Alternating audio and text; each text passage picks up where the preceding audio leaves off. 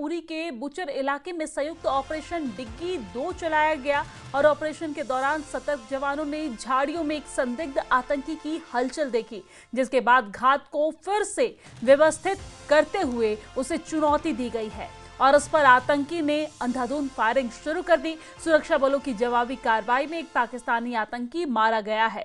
मुठभेड़ के बाद मौके से एक AK-47 राइफल, पिस्टल और भारी मात्रा में गोला बारूद भी बरामद किया गया। इलाके में तलाशी अभियान जारी है। और इसी खबर पर ज्यादा जानकारी के साथ हमारे साथ उरी से हमारे संवाददाता मुनीर हमारे साथ फोन लाइन पे जुड़ गए हैं। मुनीर, इस पूरे मामले को लेकर क्या कुछ विस्तार से जानकारी आपके पास?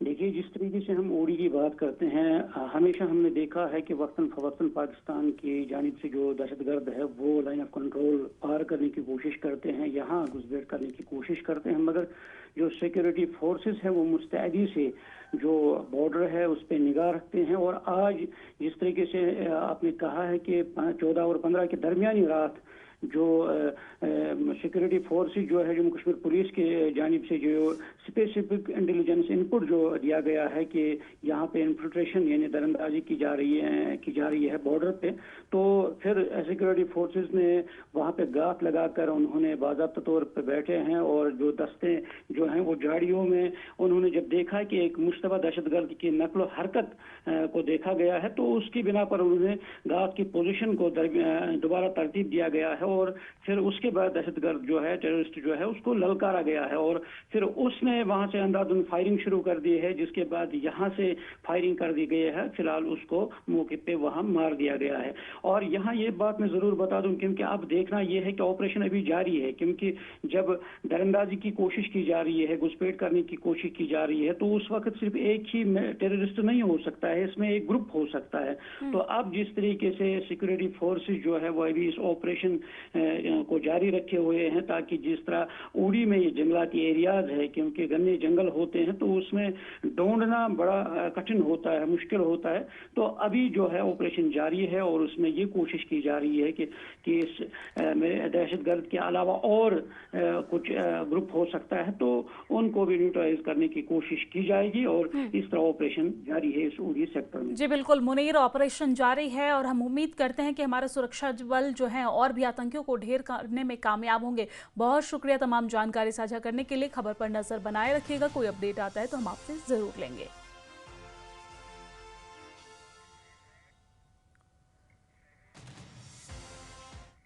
और चलिए अब नजर डाल लेते हैं 100 गांव 100 खबर पर। अमेरिकी राष्ट्रपति ट्रंप ने स्ट्रेट हार्मुज़ खोलने के लिए वॉरशिप तैनात करने का ऐलान किया है। कहा, ईरान की सैन्य क्षमता लगभग खत्म। चीन, जापान और ब्रिटेन से भी साथ देने की अपील की है।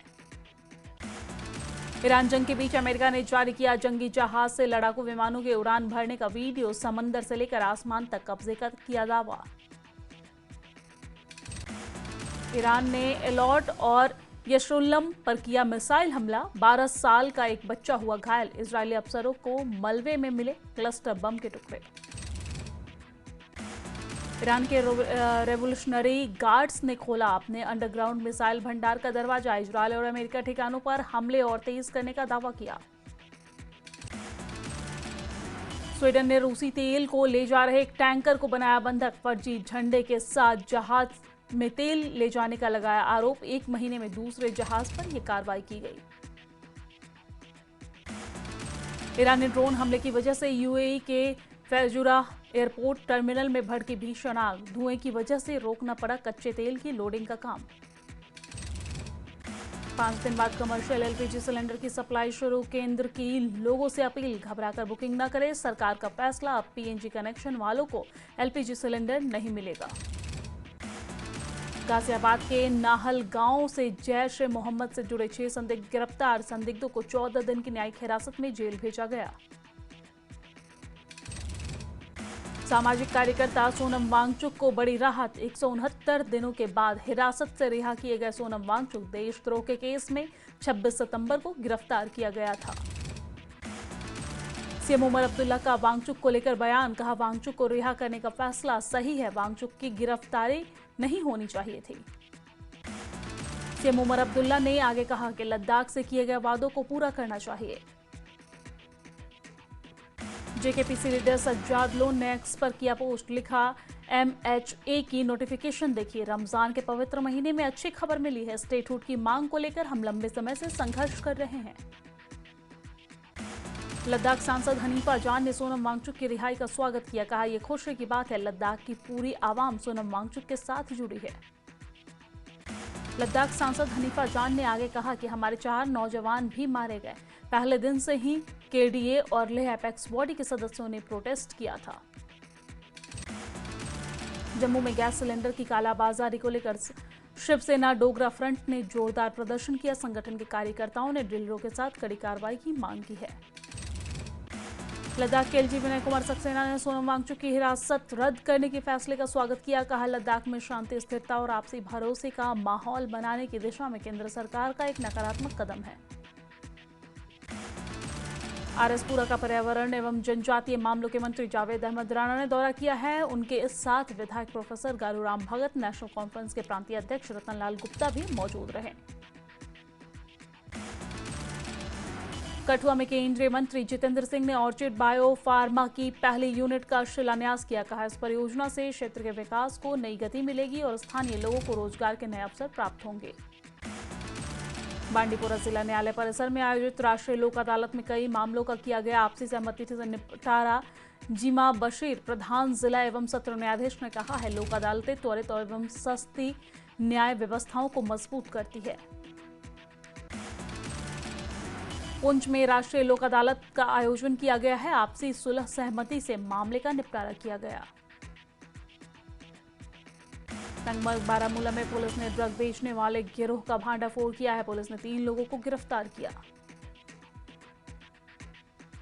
बारामूला पुलिस ने कुंजर में नशीली दवाओं के कुख्यात तस्कर की संपत्ति को कुर्क की है। तस्कर की 10.62 लाख की संपत्ति जब्त की गई। कठुआ में गोवंश तस्करी की बड़ी कोशिश को नाकाम की गई है। पुलिस ने कंटेनर से 25 मवेशियों को मुक्त कराकर तस्करी की बड़ी कोशिश को नाकाम किया। जम्मू में गैस सिलेंडर की कालाबाजारी की शिकायतों पर ADC जम्मू ने कई गैस एजेंसी और दुकानों पर छापेमारी की कार्रवाई की। निरीक्षण के दौरान दुकानदारों को चेतावनी दी गई है कि ब्लैक मार्केटिंग पाए जाने पर सख्त कार्रवाई की जाएगी।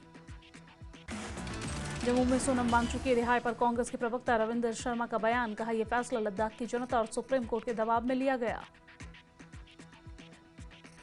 राजौरी में CRPF की 72वीं बटालियन ने एक निःशुल्क चिकित्सा शिविर का आयोजन किया है। दूर दराज क्षेत्रों के निवासियों ने बढ़ चढ़कर इसमें हिस्सा लिया। पुंछ में कृषि विभाग ने महिला सशक्तिकरण के लिए 1 दिवसीय कार्यशाला का आयोजन किया। कार्यशाला में 200 से अधिक प्रतिभागियों ने हिस्सा लिया।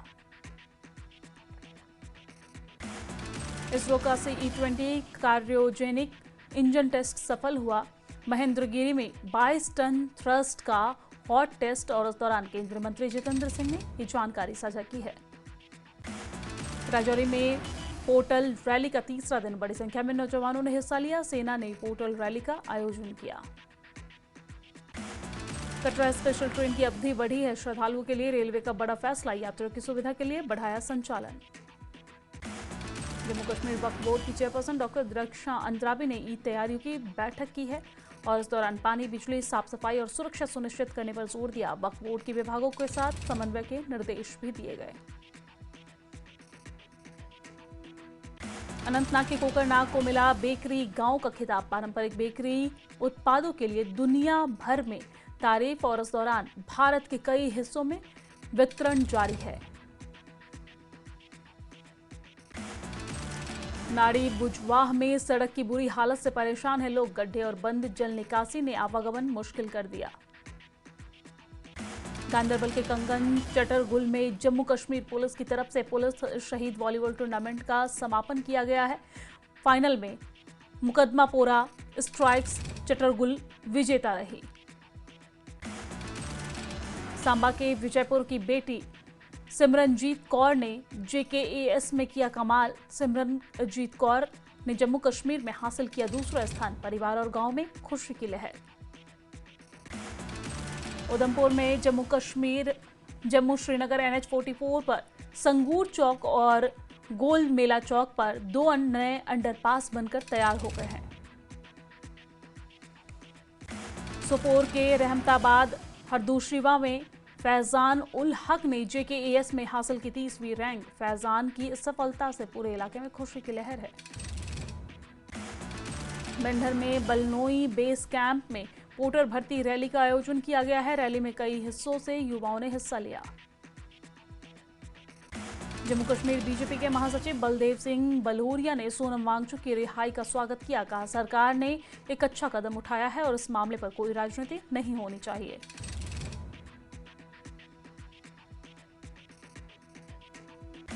श्रीनगर में PDP अध्यक्ष महबूबा मुफ्ती ने की वरिष्ठ नेताओं के साथ बैठक में पार्टी के कामकाज की समीक्षा की है।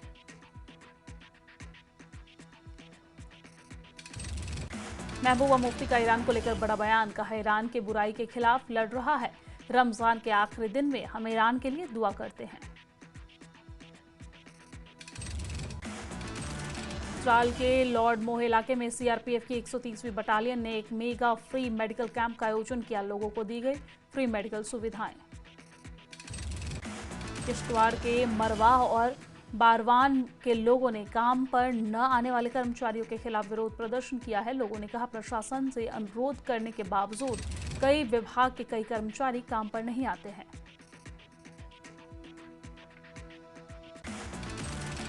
पुंछ में शहीद DSP मनजीत सिंह को उनके 23वें बलिदान दिवस पर श्रद्धांजलि दी गई है। बड़ी संख्या में पुलिस प्रशासनिक अधिकारी ने श्रद्धांजलि दी है।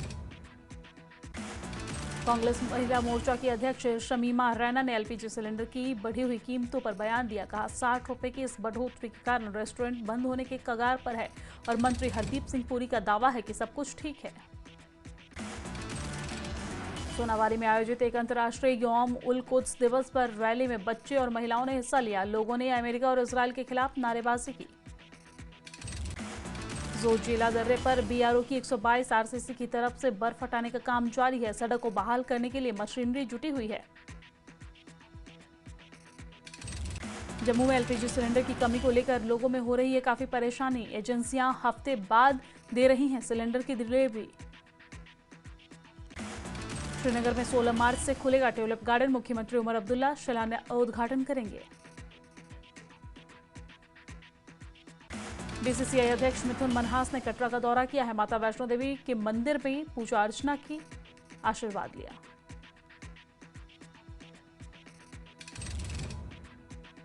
जम्मू में शिया महिलाओं का विरोध मार्च। ईरान के supreme leader Syed Ayatollah Ali Khamenei की मौत पर शोक जताया।